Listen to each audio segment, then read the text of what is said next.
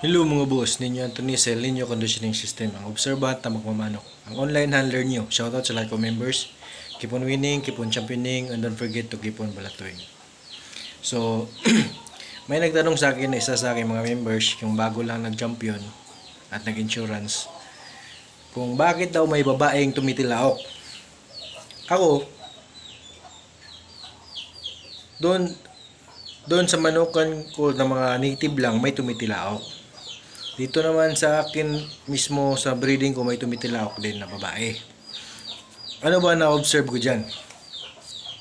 Ang na-observe ko, yung tumitilaok, yun ang madalas na dominante. Yung siya ang alpha sa mga babae ba? Siya ang alpha female sa mga babae. Yun ang mga tumitilaok na babae, yung mga dominante nga babae. Yung magugulang na, usual ko nakikita magugulang na babae tumitilaok. Yung ang mga anak nagpapanalo kasi dominante nga sila eh. Ang scientific niyan, mataas ang testosterone ng babae na yan. Ang scientific explanation diyan, yung babaeng tumitilaok, mataas ang produce ng testosterone sa kanyang katawan. Kaya tumitilaok siya, nagiging dominance. Minsan pa nga, kumakasta pa nga yan eh. Yung mga babae, kumakasta pero walang similya kasi babae rin. Kumakasta sila sa kapwa babae. Lalo na pag tumilaok sila, tapos may bababa, pinapatungan ng babaeng tumilaok. So feeling nila lalaki na sila. Kasi mataas yung level ng testosterone sa kanilang katawan.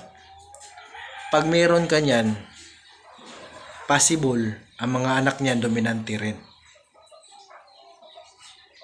Kasi mataas yung testosterone. Pag maraming testosterone ang nabigay niya sa magiging anak niya, madaling mag-mature. Kasi yung testosterone ang nagtutulong sa mga kakirils para madaling ma-develop ang pagiging masculine, ang pagiging lalaki. Oh, di ba?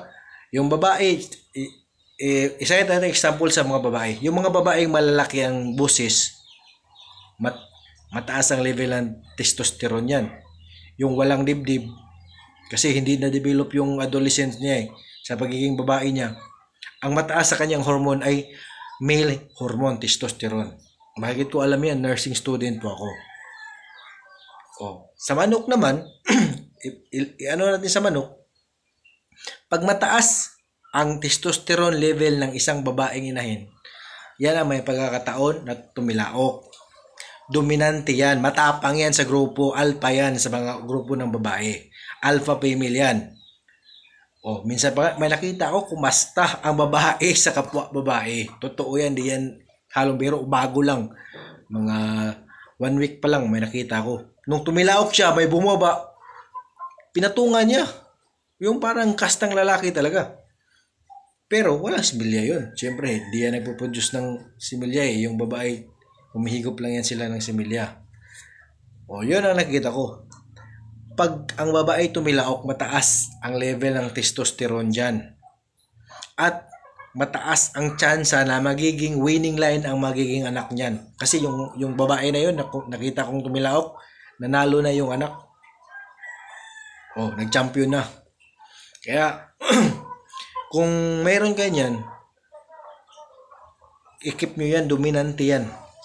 Maraming lalaki i-produce yan. At kadalasan isa i-produce yan ng tumitilaok na babae, winning line. Totoo yan, totoo yan. Subukan nyo.